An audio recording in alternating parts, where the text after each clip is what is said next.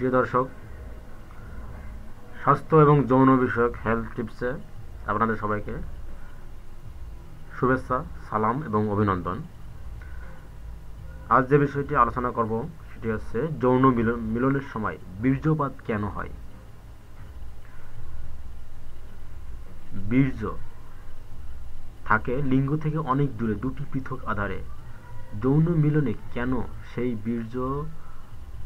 বীর্য আধার থেকে বেরিয়ে আসে জানেন? এ প্রশ্নের উত্তর খুঁজে নিন, এরপর এখানে যা বলবো তার মধ্যে। আমরা সবাই জানি, সুস্বাদু খাবার দেখলে আমাদের জিভ দিয়ে পানি পড়ে, কিন্তু কেন?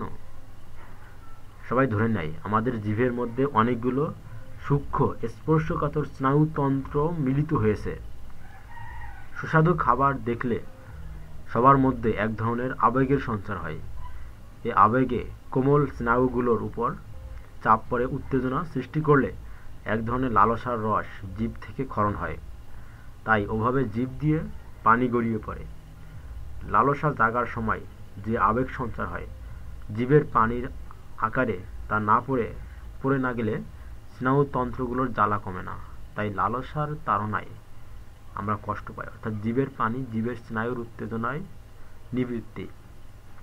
তেমনি বীর্যপাতের ফলে জননতন্ত্রের উত্তেজিত স্নায়ুতন্ত্রের নিবৃত্তি। যতক্ষণ না বীর্যপাত হচ্ছে ততক্ষণ কাম উত্তেজনার নিবৃত্তি নেই।